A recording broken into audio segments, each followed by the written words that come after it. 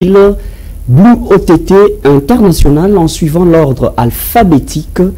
Retrouvez votre chaîne, la FM Télévision. Plateau spécial, tel que ça a été annoncé par nos différentes plateformes, réseaux sociaux, et ainsi de suite, pour restaurer la paix, la cohésion nationale, les vivre ensemble, ainsi que consolider l'état des droits. Les confessions religieuses réunies, Senko SCC, la plateforme des confessions religieuses au Congo, ainsi que la coalition interconfessionnelle pour la nation, ont rendu public le 8 août dernier la feuille de route en vue du dialogue. Cependant, une étude comparative ou une réflexion comparative nous pousse à avancer nos idées. Le chef de l'État a été au 2e congrès de l'Union sacrée de la nation. Lequel congrès, le chef de l'État a souligné en ce qui concerne les dialogues, aucun dialogue sans mon initiative. Nous voulons savoir, est-ce la feuille de route publiée par les différentes confessions religieuses et les discours du chef de l'État au 2e congrès de l'Union sacrée? On peut se poser des questions en voulant savoir, est-ce qu'il y a une ambiguïté, il y a une réalité, ou il y a des cartes politiques à jouer? Pour décrypter cette feuille de route, il est crucial d'examiner quelques questions afin de dissiper toute ambiguïté et d'éclaircir la situation complexe qui prévaut. Pour en parler et en débattre, normalement ce n'est pas un débat contradictoire, mais un plateau spécial. Nous recevons pour vous la bouche autorisée le révérend père ingénieur Emmanuel Montulonsi, président en charge de la communication et porte-parole de la coalition interconfessionnelle pour la nation, SIN RDC en sigle. Avec lui, on va comprendre quels sont les dessous de cette feuille de route, alors que les turbulences se décrètent de partout. Les différentes parties prenantes, nous attendons que cette feuille de route nous donne gain de cause, parce que pour le peuple, ainsi, les confessions religieuses représentent la pensée divine. Révérend Père, merci d'avoir répondu présent à notre invitation pour ce grand plateau spécial. Merci, merci M. Jean, merci pour votre invitation. C'est toujours un plaisir pour nous de répondre à vos invitations pour éclairer la lanterne de la population congolaise dans son ensemble en rapport avec l'actualité de l'ère, les enjeux de l'ère relatifs à la feuille de route qui a été rendue publique depuis le 25 août. Ah, le 25 août. Depuis le 25 août. D'accord, merci pour la correction. Cette feuille de route. Merci pour votre invitation. Très bien. Vous savez que c'est une émission tellement pédagogique parce que d'après nos publications, on attend qu'au de vous une explication claire. Il y a même un téléspectateur qui m'a écrit en disant « Demandez au père de nous éclaircir avec un français facile. » Et pourquoi pas à un certain moment donné, entrer en lingala, parce qu'on ne comprend plus rien. Avant d'entrer dans le vif du nécessaire, c'est de nous donner en synthèse, en symbiose, ce qu'a été la feuille de route. Parce qu'il y a trop de questions là-dessus. Vous avez le temps, je vous accorde 4 minutes pour expliquer en quelques mots ce qu'a été la feuille de route. L'objectif principal de cette feuille de route est laquelle? Ou est lequel plutôt? Vous avez le temps. Bien, merci, merci monsieur le journaliste pour la question. Comme je viens de le dire d'entrée de jeu, c'est de notre devoir de pouvoir éclairer l'opinion tant nationale qu'internationale, surtout qu'il y a beaucoup de nos frères congolais de la diaspora qui ont les regards et les oreilles tournées vers leur pays pour comprendre exactement ce qui se passe au pays au regard de la situation que tous les Congolais, sans exception, connaissent et suivent dans les moindres détails. Avant de pouvoir donner la quintessence de cette feuille de route, je voudrais d'abord circonscrire les contextes et les cadres. Pourquoi cette feuille de route? Elle vient d'où? Quel est l'objectif ou quels sont les objectifs de cette feuille de route. D'abord, nous devons comprendre que tout part de la crise que traverse le pays. Nous avons tous été témoins, ou nous sommes tous témoins de l'agression à laquelle fait face notre pays depuis aujourd'hui bientôt 3 ans. Mais c'est la situation sécuritaire dans son ensemble au nord-est de la République démocratique du Congo qui est instable. Notre pays connaît des crises multiformes et multidimensionnelles.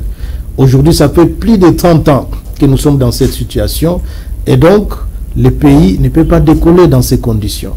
Nous avons tous vu au mois de janvier de cette année 2025 la chute de la ville de Goma par la rébellion menée par l'AFC M23, soutenue par les Rwandais, que nous tous nous décrions. À partir de cette situation, les différentes confessions religieuses ont pris l'initiative. Parce que nous ne pouvons pas continuer à vivre dans ces conditions. Nous ne pouvons pas vivre et ignorer qu'il y a une partie du pays qui n'est pas sous contrôle des autorités établies. Nous ne pouvons pas vivre et ignorer que nous avons des frères et sœurs qui ne savent même pas où poser la tête, qui ne savent même pas quoi manger. Nous avons des frères et des sœurs qui ont quitté leur village, qui ont quitté leur maison, qui ont abandonné tous leurs biens. Plusieurs déplacés de guerre, plusieurs réfugiés. Alors, nous, en tant que pères de l'Église, nous ne pouvions pas croiser les bras et constater avec tout le monde, comme on dit, on serait traité des personnes de non-assistance à personnes en danger. Et donc, les différentes confessions religieuses, en commençant par les tandems Senko et CC, qui était la première à prendre l'initiative d'aller voir le chef de l'État pour proposer une piste de solution pour ramener la paix et la réconciliation en République démocratique du Congo. Je crois que tous les Congolais, en tout cas dans le monde entier, ont suivi avec intérêt tous les mouvements qu'ont fait la Senko et les CC de plaidoyer à travers les différents pays pour essayer d'obtenir, n'est-ce pas, l'adhésion ou expliquer l'initiative qui était la leur pour la sortir de la crise au pays. En dehors de la Senko et CC, il y a d'autres confessions religieuses qui ont parallèlement aussi réfléchi et proposé des initiatives. En l'occurrence, la plateforme des confessions religieuses qui a proposé une initiative de réconciliation nationale. Et nous, la coalition interconfessionnelle pour la nation, nous avons proposé l'initiative de la concertation nationale. Je crois que vous avez tous suivi quand le chef de l'État avait reçu la Senko et CC, il leur avait demandé de faire l'inclusivité. L'initiative était bonne, mais le chef de l'État a souhaité que cette initiative soit portée par toutes les confessions religieuses, qu'elle soit portée par d'autres confessions religieuses dans l'unanimité, pour que ça ne soit pas une initiative isolée de la Senko et CC. Donc, c'est sur demande du chef de l'État que nous avons été approchés par ses services, notamment le directeur des cabinets qui nous a invités dans son cabinet de travail, où il nous a été demandé de fédérer nos énergies ensemble avec la Senko et les CC et la plateforme de confession religieuse et nous la SIN, pour qu'ensemble nous puissions harmoniser nos différentes initiatives et aboutir à une initiative commune qui rencontre les attentes de toutes les confessions, qui répond aux attentes de la population. C'est comme ça qu'après plusieurs séances de travail technique, nous avons abouti à l'harmonisation de nos différentes initiatives pour produire ce que nous avons rendu public, la feuille de route qui décline les différentes étapes qui vont nous amener au dialogue politique. Tout ça dans les soucis, dans les buts de ramener la paix, la cohésion nationale, la réconciliation, pour que tous ensemble, en tant que peuple congolais, nous puissions tourner nos regards vers l'avenir pour le développement du pays. Donc voilà le contexte ou la genèse d'où est venue la feuille de route qui, en son sein, a 4 grandes étapes. La première étape, c'est ce que nous avons appelé les mois de la paix. Évidemment, on va entrer dans les détails, comme vous l'avez dit, mais je vous décline les objectifs de la feuille de route. Nous avons les mois de la paix. Les mois de la paix, qui est une étape préparatoire. Il y a des activités qui seront organisées, dont nous allons développer tout à l'heure. Après les mois de la paix, nous avons les dialogues des experts. Après les dialogues des experts, à la troisième étape, nous avons les dialogues politiques. Et à la fin, nous avons les conférences internationales. Donc voilà, de manière brève, c'est que la feuille de route, d'où elle est venue, comment nous sommes arrivés à cette feuille de route. Très bien, merci beaucoup, révérend Père. Nous entrons dans la décortication. Il faut maintenant comprendre quels sont les dessous, quelles sont les cartes à jouer, parce que la réalité semble donner autre. Mais avant l'entame, on fait la forme. C'est pour comprendre la forme. Vous l'avez dit, l'initiative, initialement, commençait avec la Senko SCC. Et c'était à la demande du chef de l'État que la Senko rencontre les autres confessions religieuses dont vous êtes membre et aujourd'hui porte-parole. Des signes, bien évidemment.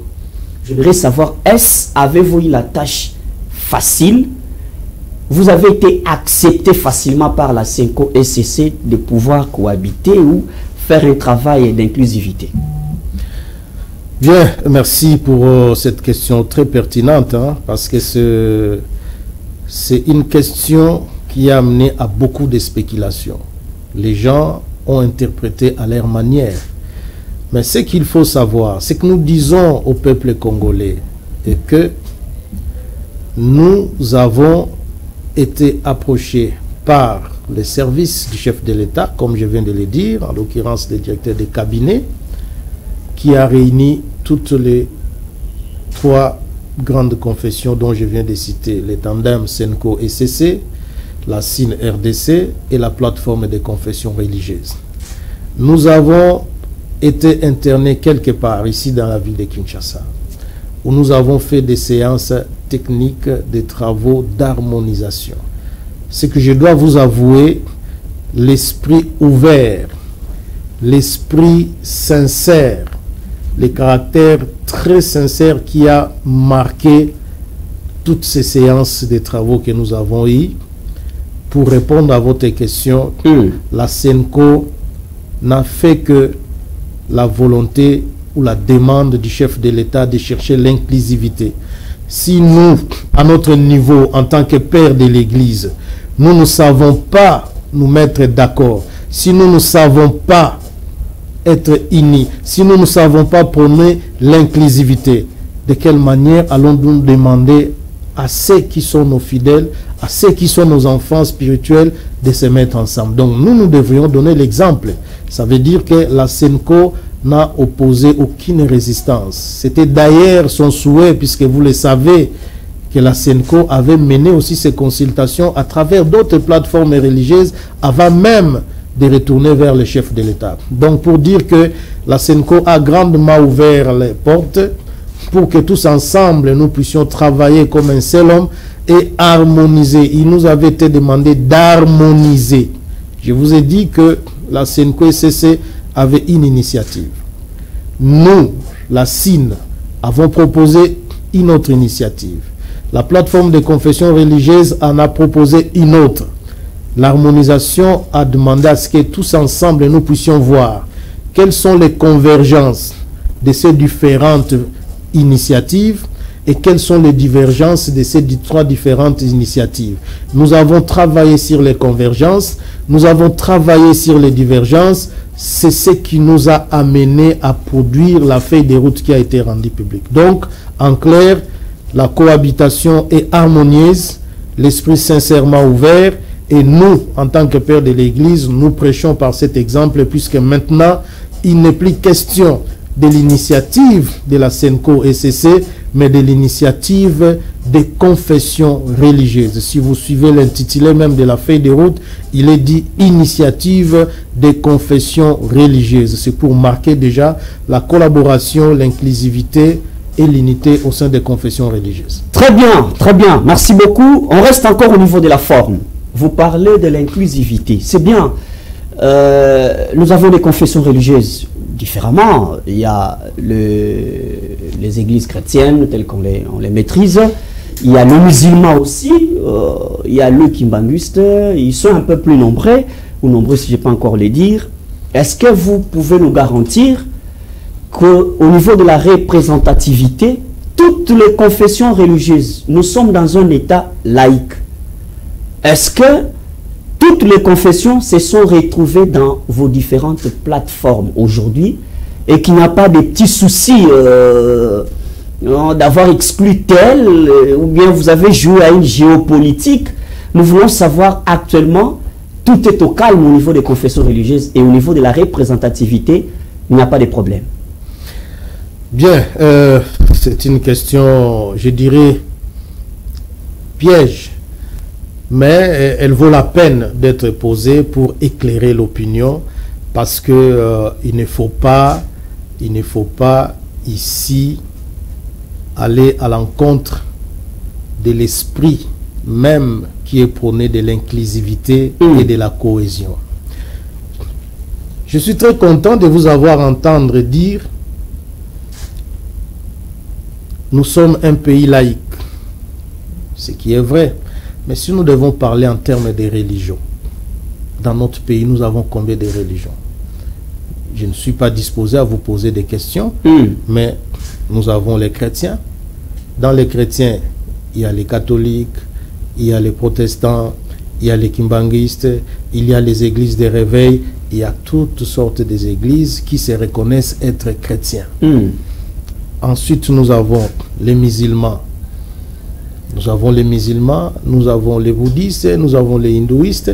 Ça veut dire que, en prenant de manière globale, toutes les grandes religions du pays sont représentées.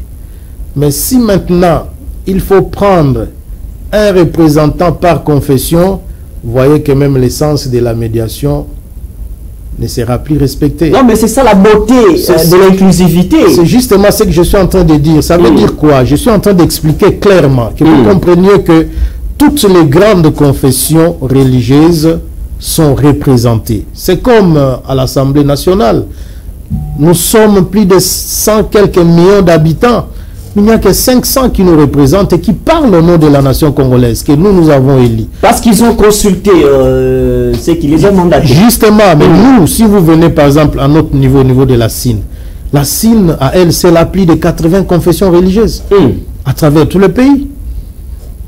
Au sein de la CIN, nous avons une particularité que vous ne trouverez pas dans d'autres confessions religieuses, comme l'alliance des chefs spirituels de Bangunza, des chefs traditionnels, des chefs coutumiers et des dynasties royales. C'est pour vous dire que cette inclusivité est reflétée dans chaque organisation. La plateforme des confessions religieuses, par exemple, quand vous pénétrez dedans, vous trouvez les musulmans, les kimbanguistes, tout le monde est là. Mais ils ont mandaté leurs représentants.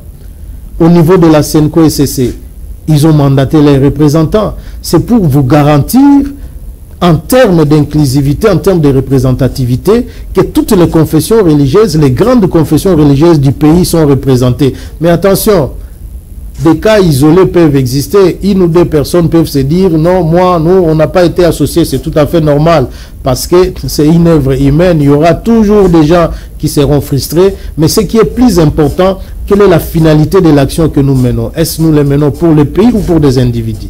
Nous proposons nos bons offices pour le pays et non pour des cas individuels. Et donc, étant des représentants du peuple au sein de la coalition interconfessionnelle pour la nation, la plateforme des confessions religieuses, la CNCO et le CC, nous disons et nous confirmons que l'inclusivité des confessions est au rendez-vous dans cette démarche qui est en cours aujourd'hui. Très bien.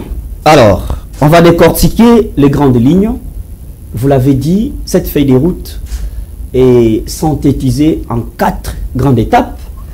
Et vous avez parlé de la première grande étape qui est le mois de la paix. Et là, vous parlez d'une messe écuménique.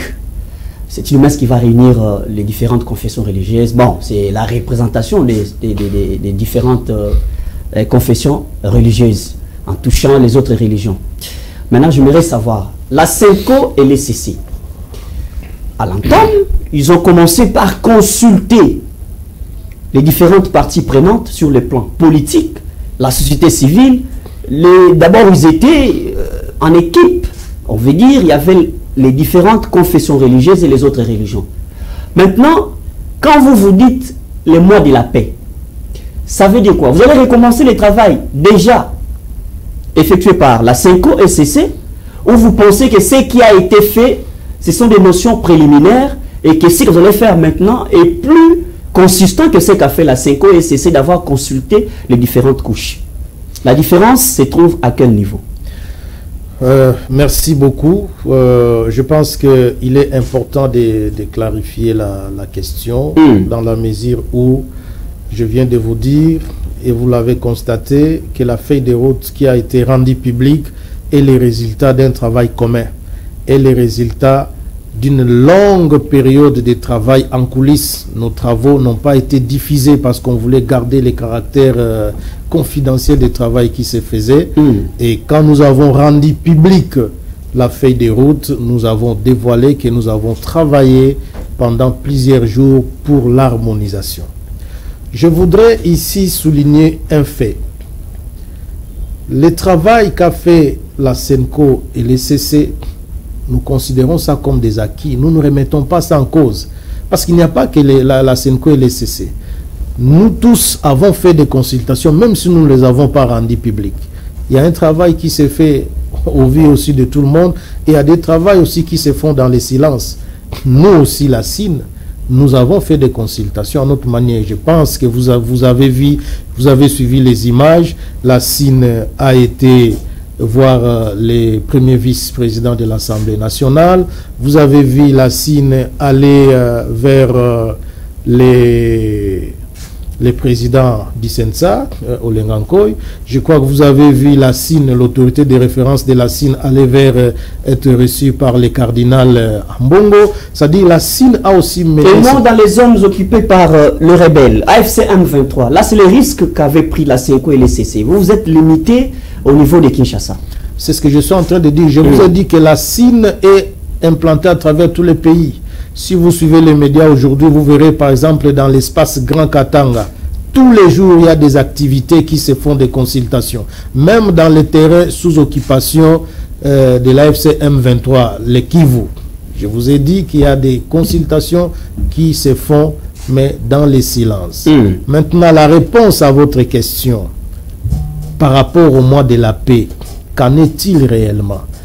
Le mois de la paix ne remet pas en cause ce qui a été fait par des différentes plateformes religieuses pendant cette période. Mais le mois de la paix a des objectifs majeurs. Il y a d'abord les volets spirituels et les volets plaidoyer.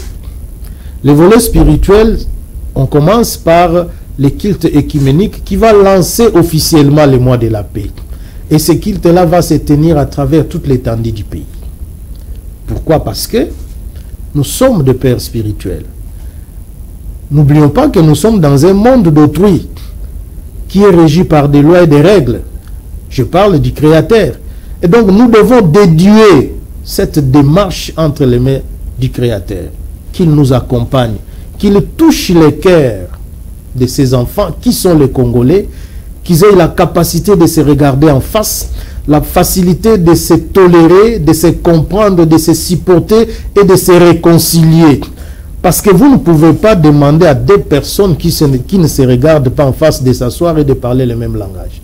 Donc il faut des activités préliminaires pour préparer l'esprit, le mental des Congolais à accueillir favorablement les assises en perspective pour qu'ensemble nous puissions parler le même langage.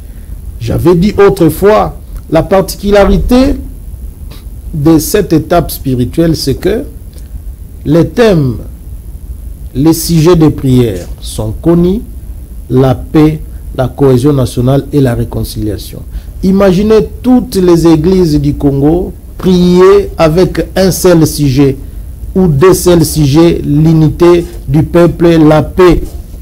Ça veut dire qu'il faut d'abord préparer le cœur des Congolais à s'accepter, à oublier leurs différends, à se tolérer, à accepter les vivre ensemble, à accepter la réconciliation, à accepter de se pardonner pour qu'après nous puissions nous asseoir et parler les mêmes langages. Ça, c'est les volets spirituels. Maintenant, les volets plaidoyer. Il y a une étape de plaidoyer. Il faut politiquement préparer le terrain, que le terrain soit favorable. Il faut favoriser la décrispation politique pour que tout le monde vienne au dialogue en confiance, en sachant que c'est nous les Congolais, nous devons nous parler, nous devons nous regarder et nous devons trouver des raisons de bien vivre ensemble. Et il y a la grande pastorale, c'est-à-dire pendant toute cette période, il y aura des activités spirituelles, des activités laïques qui vont être menées sur toute l'étendue du pays. C'est l'activité préparatoire pour amener les Congolais à s'accepter mutuellement, à se tolérer et à accepter les bien vivre ensemble. Très bien, on va parler vite pour terminer ces 4 étapes parce que c'est les plus importants pour comprendre l'esprit même de la feuille de route. Et puis on va faire une étude comparative.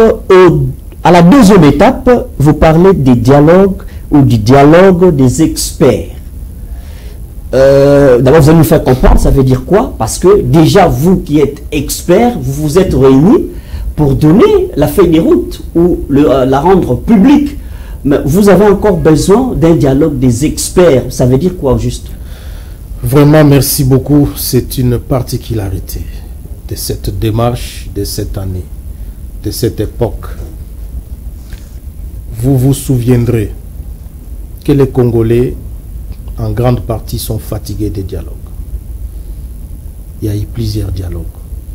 Les gens se posent la question. Il y a eu plusieurs dialogues. Mais pourquoi on doit toujours revenir au dialogue? C'est pour répondre aux attentes de la population congolaise que nous avons amené cette nouvelle dimension dans les processus pour aboutir au dialogue. Les dialogues des experts. En fait, les experts ne sont pas des politiques, ce sont des experts, des intellectuels congolais qui doivent réfléchir et proposer, sur base des thématiques qui ont été choisies, de proposer des pistes de solutions dans tous les secteurs de la vie nationale. Vous allez voir que nous avons au moins 8 thématiques dans la feuille de route. La première thématique, c'est faire l'état des lieux de tous les dialogues que nous avons eus dans ces pays. Il faut que nous arrivions à comprendre pourquoi telle période, depuis 60 jusqu'à ce jour, nous avons eu combien de dialogues. Nous devons faire une évaluation objective de savoir pourquoi dans tel dialogue, telle disposition n'a pas été respectée, pourquoi tel aspect n'a pas été pris en compte. Donc nous ne pouvons pas aujourd'hui initier un nouveau dialogue sans faire l'état des lieux ou évaluer tous les dialogues que nous avons connus dans ces pays pour voir quelles sont les failles, qu'est-ce qui a marché, qu'est-ce qui n'a pas marché et qu'est-ce que nous devons améliorer. Ça, c'est la première thématique et la première raison de l'existence du dialogue des experts. La deuxième raison, c'est des stratégies de défense nationale et transfrontalière. Vous savez que nous sommes un pays avec 9 voisins. Nous devons réfléchir à fond de la manière la plus optimale de comment nous devons sécuriser nos frontières, comment nous devons sécuriser la population. Ça, c'est une matière qui doit être abordée dans le cadre du dialogue des experts. Troisièmement, nous avons la gestion sociale et économique. Comment nous gérons les sociales du peuple, l'économie nationale, parce que le peuple a besoin de travailler. Le peuple a besoin du bien-être, mais ce bien-être-là ne sera pas au rendez-vous tant que les questions de fond n'ont pas été abordées. Si vous voyez la quatrième thématique, c'est la gestion de l'environnement et des ressources naturelles. Comment nous gérons notre environnement? Aujourd'hui, nous sommes dans un monde globalisant. Nous sommes dans une période où le réchauffement climatique bat son plein. Mais quel est l'apport de la RDC? Nous contribuons efficacement, mais est-ce que cet apport est reconnu à sa juste valeur? Est-ce que les dividendes qui sont dits nous sont rétrocédés pour que nous puissions impulser le développement à travers ça? Comment nous gérons nos ressources naturelles? Tout ça, ce sont des questions qui doivent être abordées. Père, vous allez continuer, vous restez sur ce point-là. On a une question de curiosité. je ne veux pas. Bon, c'est comme si vous voulez désorienter votre objectif principal de la feuille de route. Vous, c'est chercher la paix entre acteurs politiques et le fille du pays pour qu'un consensus se retrouve et que les pays marchent. Mais comment est-ce que les confessions religieuses abordent la question de l'environnement, la question économique? Vous voulez, ce n'est pas, est-ce que vous ne pensez pas que c'est aller un peu plus loin que ce que vous pensez? Non, pas du tout. Nous n'allons pas plus loin. Nous faisons, c'est comme je vous ai dit tout à l'heure, il y a eu plusieurs dialogues. Devant nous, comme on dit, vous ne pouvez pas commettre les mêmes erreurs et vous attendre aux résultats différents. Donc aujourd'hui, nous devons amener une touche particulière. Nous devons amener une particularité, nous devons amener quelque chose qui n'a pas existé dans les différentes démarches précédentes qui nous ont amenés aux différents dialogues passés. Ce que nous faisons à travers les dialogues des experts, c'est quoi? Nous préparons les cahiers des charges du peuple. Vous vous rappellerez ou vous vous souviendrez que dans tous les autres dialogues que nous avons connus dans ces pays, les médiateurs ou les facilitateurs rencontrent les différents acteurs politiques pour récolter leur cahier des charges. Mais qu'en est-il du cahier des charges du peuple? C'est ça la grande question qu'il faut se poser. Puisque le peuple ne se reconnaît pas dans les différents dialogues. Puisqu'on dit que ce sont les dialogues des politiciens. Ils sont allés faire leurs ententes pour se partager les pouvoirs. Mais il faut amener quelque chose de nouveau. C'est quoi ce quelque chose de nouveau? Il faut donner à ces politiques les matières. Les matières sur lesquelles ils doivent siéger, c'est quoi? C'est toute la situation que traverse le pays, dans tous les domaines. C'est pourquoi nous avons prévu ces dialogues des experts qui représentent le peuple en termes de réflexion. Parce que nous n'allons pas réunir tous les 100 millions de Congolais pour réfléchir. Les problèmes du Congo sont connus. C'est pourquoi nous les avons catégorisés par thématique. Pour que ces experts, ces intelligences congolaises puissent réfléchir et proposer des pistes et des solutions qui vont servir de base pour les dialogues politiques. Au-delà des cahiers de charges des hommes politiques, mais les cahiers de charges du peuple, c'est ce qui sera produit par les dialogues des experts. C'est ça la particularité de la démarche que nous avons mise ensemble aujourd'hui. C'est ça la particularité que vous ne trouvez pas dans les autres dialogues que nous avons connus dans ces pays. Donc c'est pour mettre le peuple en confiance de comprendre que cette fois-ci, nous abordons la question du dialogue d'une autre façon en intégrant les experts congolais qui doivent réfléchir pour différentes solutions à proposer dans les secteurs clés de la vie nationale. Très bien, merci beaucoup. Je ne sais pas si vous avez un mot pour clore la première partie qui était celle de comprendre la quintessence de cette feuille de route, l'esprit même de la feuille de route, afin d'éviter quelques ambiguïtés, interprétations du genre, surtout que les politiques ont leur manière de voir les choses. Vous avez un dernier mot, vous faites une conclusion de 1 minute par rapport à ce qui concerne la feuille de route. On entre dans d'autres détails. Merci, mais la feuille de route n'est pas épuisée puisque nous ne sommes qu'à la 2e étape. Nous avons dit que la 3e étape... C'est le dialogue politique. C'est le dialogue politique. C'est pour dire que c'est un processus. Nous n'arriverons pas au dialogue politique tant que nous n'avons pas les dialogues des experts, tant que nous n'avons pas les mois de la paix. Et donc, les mois de la paix, les dialogues des experts, ce sont des étapes préparatoires pour arriver au dialogue politique que tout le monde attend. Parce que c'est là que sera trouvé un compromis politique qui va permettre de nouveau la cohésion nationale, la cohabitation, la réconciliation, mais en tenant compte des aspirations du peuple par les résolutions qui seront prises dans le cadre du dialogue des experts. Donc, ce que je peux dire pour conclure en termes de la feuille de route, donc la feuille de route est rendue disponible. Nous avons soumis cette feuille de route au service du chef de l'État. Nous attendons la réaction du chef de l'État pour que les choses se mettent en marche. Donc, en ce qui nous concerne, nous, pères de l'Église, nous avons fait notre part et nous attendons que le chef de l'État fasse la sienne pour que les choses se mettent en marche. Très bien. Là, au moins, d'ailleurs, vous avez fait une très belle ouverture à des différentes polémiques qui se disent autour de cette feuille de route, non seulement la feuille de route, mais le dialogue en général. Vous dites après un travail fait des différentes confessions religieuses, il faudra attendre la bonne volonté du chef de l'État pour que vous commenciez l'essentiel. Qu'est-ce que vous pensez? Où est-ce que vous allez trouver les financements? Parce que vous aurez des consultations. Il y a des zones occupées. Vous devez consulter les rebelles. Il vous faut des moyens. Comment est-ce que vous avez prévu dans cette feuille de route? Où est-ce que vous allez frapper la porte? Sur qui vous pensez ou espérez? D'abord, merci pour cette question à polémique dans l'opinion. Il faut comprendre que le travail que nous faisons, nous ne le faisons pas pour nous, nous le faisons pour le pays. Je vous ai dit tout à l'heure, dans la conclusion, en rapport avec la feuille de route, que nous avons soumis au service du chef de l'État.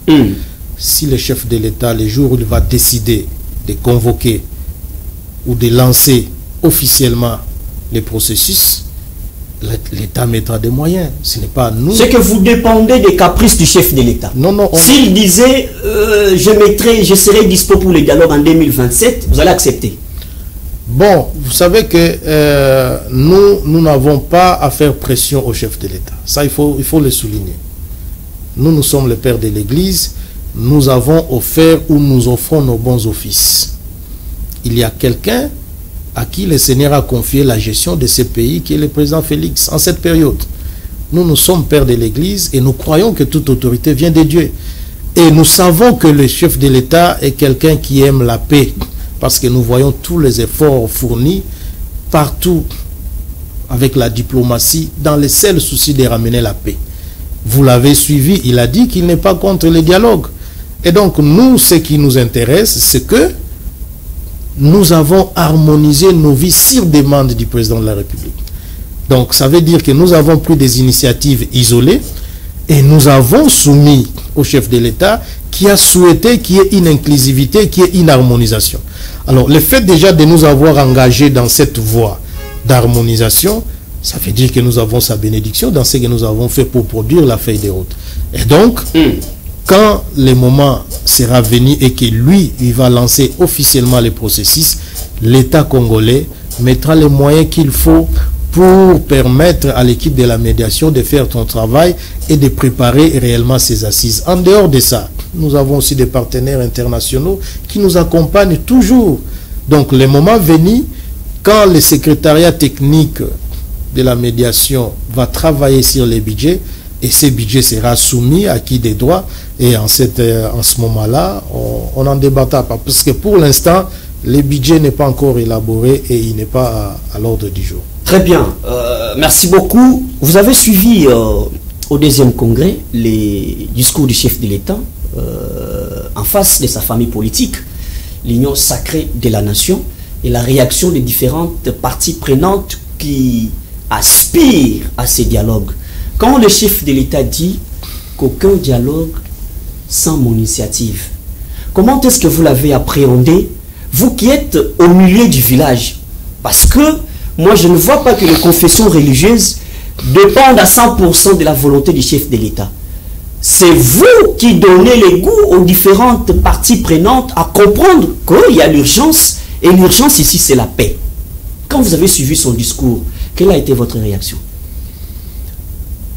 Je pense que si on regarde ça avec un œil sincère, il n'y a aucune contradiction dans la démarche des confessions religieuses par rapport à ce que le chef de l'État dit. Il n'y a aucune contradiction. Je vous ai dit. Des dialogues, c'est lui qui donne l'initiative du dialogue, c'est ça. Écoutez, je vous ai dit ici que nous avons proposé différentes initiatives. Pourquoi nos frères de la CENCO et CC ont été voir les chefs de l'État pour proposer leur initiative? Pourquoi nous, la CIN, avons approché les services du chef pour proposer notre initiative? Pourquoi la plateforme des confessions religieuses a approché les chefs pour proposer l'initiative? Parce que nous reconnaissons qu'il y a une autorité qui gère le pays. Si on devait faire fi à son existence, on devait lancer notre propre dialogue et commencer les assises.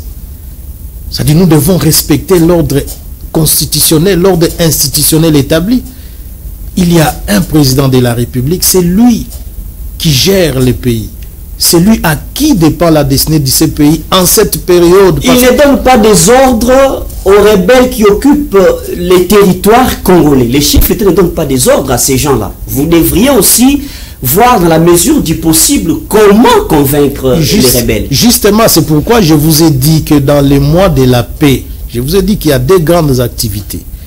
Il y a des activités spirituelles et il y a des activités de plaidoyer. Je vous ai dit ça. Les activités de plaidoyer, je vous ai dit, entre autres, chercher la décrispation politique pour que tout le monde vienne dans ses assises en confiance. Je l'ai dit. Ça veut dire quoi? C'est une étape préparatoire. Nous devons aller vers toutes les couches et toutes les tendances afin de faire résonner chaque Congolais à comprendre qu'il est important pour nous de nous mettre ensemble pour le bien de notre pays. Dans 35 ans, nous allons fêter les 100 ans d'existence de notre nation depuis son indépendance. Mais où sommes-nous? Devons-nous toujours continuer à ce cycle de violence? Aujourd'hui, on tire là-bas, demain, on tire là-bas. Non. À un certain moment, nous devons prendre le sursaut d'orgueil et dire non, non, non, assez. C'est notre pays. Mettons-nous ensemble. Parlons le même langage et avançons. Ça dit, c'est pour vous dire que il est prévu, dans le cadre des activités de plaidoyer, de rencontrer toutes les parties prenantes et d'offrir nos bons offices pour ramener tout le monde au bon sentiment afin que nous puissions tous nous asseoir et parler le même langage pour aborder des questions profondes et trouver des solutions appropriées que tout le monde va s'engager autour de ces résolutions afin de ramener la paix. Je ne vais pas vous demander le plan B au cas où ça tournait en défaveur de vos souhaits. Parce que le discours du chef de l'État a été pris en compte par les autres couches politiques. Les chefs de l'État refusent de dialoguer avec des Congolais inféodés aux pays étrangers ou aux étrangers. Qu'est-ce que vous allez faire si lui restait mordicus, allez pas dialoguer avec ce qu'il appellerait les supplétifs ou les Congolais inféodés aux pays étrangers? Vous allez faire comment? Je ne veux pas que vous puissiez nous dévoiler le plan B. Vous avez le temps. Ok, merci pour cette question profondément politique. Je vais essayer à la limite de ce que je peux vous dire pour l'instant, afin que vous ayez une idée, une compréhension appropriée de la question. Je crois que le chef de l'État est un père de famille. C'est le premier citoyen du pays. Je ne vois pas un père de famille qui va rejeter ses propres enfants. Il l'a dit, oui. Il est politique, révérend. Bien sûr. Il est politique, en dehors de tout. Il tient compte de ses cartes, de ses principes. Voilà. Toutes ces cartes auront des sens que quand il y a la paix sur toute l'étendue du pays.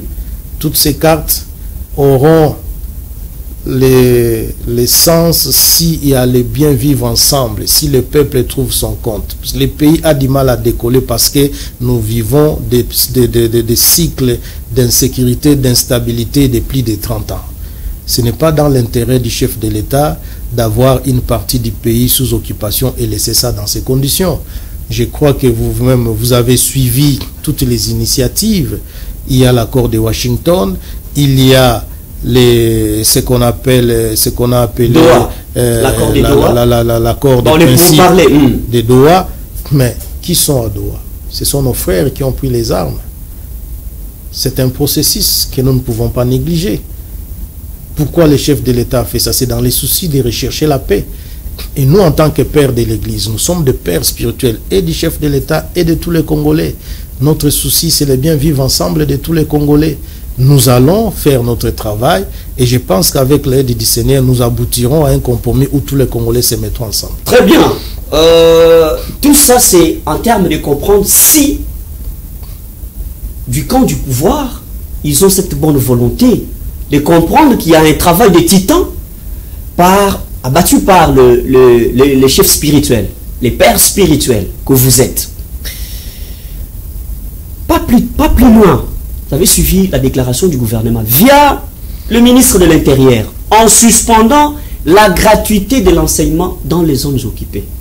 Est-ce c'est mettre de l'huile dans le feu, ou vous pensez que quelque part ça cloche un peu? Vous avez le temps. Quand on suspend, parce qu'on va voir s'il y a une ambiguïté. Comment est-ce que les gens qui veulent, ils manifestent leur bonne volonté d'aller au dialogue, mais en même temps, vous coincez ceux avec qui vous pensez parler. Vous avez le temps. Ils ont suspendu la gratuité de l'enseignement dans les zones occupées. Bon, d'abord, je voudrais ici souligner que je ne suis pas venu pour répondre aux questions de fond dans le cadre politique. Je suis venu parler de la feuille de route dans le cadre du processus. Ouais, la feuille de route est en face d'une réalité qu'elle voudrait résoudre. Justement, justement, c'est ce que je suis en train de dire. Il y a des activités qui ont été prévues dans le mois de la paix. Je vous ai dit que le mois de la paix, c'est pour préparer les âmes des Congolais à s'accepter, à se tolérer. Là-dedans, nous avons déjà résolu ces problèmes. Je n'ai pas les détails ou les raisons fondamentales qui ont fait que les gouvernements prennent ce genre de mesures. Je ne vais pas rentrer dedans pour donner des arguments qui peut-être ne cadrent pas avec la réalité de ceux qui ont pris cette décision. Moi, je reste dans la logique de la démarche que nous, les pères spirituels, avons lancée, dans la démarche sur laquelle nous sommes inscrits. C'est pour ramener tout le monde au bon sens. Je l'ai dit, il faut préparer. N'oublions pas que nous sommes dans un monde d'autrui. Le Créateur a mis des lois. Et nous, en tant que pères spirituels, notre rôle, c'est de faire en sorte que tous les enfants qui se reconnaissent être enfants de Dieu vivent ensemble. Et donc, notre démarche, c'est de préparer. Pendant la période de plaidoyer, c'est en ce moment-là que nous allons aborder toutes ces questions pour amener la confiance et que tout le monde se sente à l'aise. En attendant la bénédiction du chef de l'État, parce que jusque-là, vous n'avez pas l'assurance de la faisabilité des choses, parce que vous patientez sa bonne volonté. Mais justement, c'est ce que j'ai dit, nous ne pouvons pas forcer la main du chef de l'État. La temporalité, père, la temporalité, la règle d'or. Nous sommes dans un pays démocratique, nous dépendons des textes, et les textes a prévu qu'un chef de l'État a un seul mandat, renouvelable une fois s'il est voté, automatiquement, mais là, nous courons vers la fin du mandat du chef de l'État, et vous avez des urgences. Pourquoi vous devez dépendre de sa volonté alors que le temps est imparti? Mais parce que c'est lui qui gère le pays, c'est lui que le peuple congolais a choisi. C'est lui qui a le bâton de commandement. Il continue à blesser les autres camps en politique jusque-là. C'est lui qui a le bâton de commandement. Nous avons pris l'initiative et reconnaissant l'ordre institutionnel, nous lui avons soumis ce que nous avons proposé. C'est lui qui nous a demandé de nous mettre ensemble, d'harmoniser nos initiatives et de produire une initiative commune qui rencontre l'inclusivité des confessions religieuses. C'est sur sa demande, je l'ai dit. Nous avons fait notre part. Nous ne sommes pas politiques, nous sommes spirituels. Nous avons fait notre part, puisque c'est lui qui nous a demandé de nous mettre ensemble et d'harmoniser. Nous lui avons soumis la feuille de route. À lui maintenant de poser les actes. Au moins les Congolais ont vu que les pères de l'Église ont fait leur part. Donc pour l'instant, la responsabilité est du camp du chef de l'État. Au cas où ça bardait, c'est lui le responsable. Nous l'avons clairement dit le jour où nous avons lancé la feuille de route. Que nous, les confessions religieuses, avons fait notre part. Les restes, nous attendons la réaction du chef de l'État. Mais vous devriez aussi avoir une carte en dehors de ça, parce que un politique est capable de jouer à ses propres manœuvres dilatoires. Bon, pas dilatoires, excusez-moi, j'ai retiré les termes. Un politique est capable de jouer à ce manœuvre politique. Alors, vous de votre côté, les urgences s'imposent, cher révérend. Il y a les territoires qui continuent à être occupés par les rebelles et vous attendez la volonté du chef de l'État. Est-ce que la médiation, vous n'avez pas besoin d'une médiation étrangère dans cette feuille de route? C'est une affaire congolaise. Ce sont les Congolais eux-mêmes qui vont se prendre en charge pour faire la médiation. Le chef de l'État est la personne la mieux informée de tous les Congolais. Très bien. Donc tout ce que vous dites là, il est au courant et il sait ce qui se passe dans le pays. Et il sait que c'est important pour nous de déclencher ce processus, de ramener tout le monde au bon sens pour parler le même langage. Merci beaucoup. Est-ce que vous pouvez faire un petit mot de la fin? On termine cette émission. Le petit mot de la fin que je peux faire, c'est de demander aux Congolais C'est une question extrêmement importante qui touche à la survie de notre nation. Nous ne pouvons pas impulser le développement dans un pays miné par l'instabilité, l'insécurité au nord-est de la République. C'est comme je l'ai toujours dit, le pays est un corps a plusieurs membres. S'il y a un membre qui est malade, c'est tout le corps qui est paralysé. Ce qui fait qu'aujourd'hui, il est difficile d'initier de très grands projets de développement parce qu'il y a des grands investisseurs qui hésitent de venir dans notre pays compte tenu de l'instabilité. Quand est-ce que nous allons mettre fin à ça? Allons-nous continuer avec cette situation? Là, nous freinons le développement du pays. Donc, ce que nous disons, nous demandons au peuple de ne pas céder aux racontars qui se fassent sur les réseaux sociaux, de croire aux pères de l'Église que nous sommes, leurs pères spirituels, que le processus que nous avons engagé est celui qui va aider les pays à retrouver la paix, la cohésion nationale, la réconciliation pour que tous les Congolais se regardent et parlent le même langage afin d'impulser le développement de notre pays. Et pour terminer, je voudrais ici faire une mention spéciale à l'autorité de référence de la CIN, Maître Malou Abili Cléophas, grand chevalier impérator, lui qui a eu l'initiative de mettre en place cette grande plateforme religieuse nationale qui aujourd'hui nous a permis de contribuer et de jouer un rôle important dans ces processus de recherche de la paix, de la cohésion nationale et de bien vivre ensemble en République démocratique du Congo. Merci à tous. Merci révérend Père ingénieur Emmanuel Moutoulosi, président en charge de la communication et porte-parole de la coalition interconfessionnelle pour la nation SIN en RDC. SIN RDC, merci d'avoir répondu présent à notre invitation. C'est moi qui vous remercie de m'avoir donné l'opportunité, une fois de plus, de m'adresser à la population congolaise qui nous suit à travers le monde entier. Une salutation particulière à tous les Congolais de la diaspora qui sont préoccupés à la situation qui secoue notre pays. Nous leur demandons, les moments venus, ils seront associés dans les dialogues des experts pour qu'ils donnent leurs idées, pour qu'ils contribuent afin que tous ensemble, comme un seul homme, nous puissions ramener la paix en RDC. Merci beaucoup et merci à vous, fidèles téléspectateurs, de nous avoir suivis. Continuez à consommer votre élément sur l'application mobile Blue OTT International. Retrouvez votre chaîne, la FM en télévision. Merci à l'équipe technique de nous avoir accompagnés, surtout pour de belles images. Et merci à la régie. Moi, je vous retrouve très prochainement.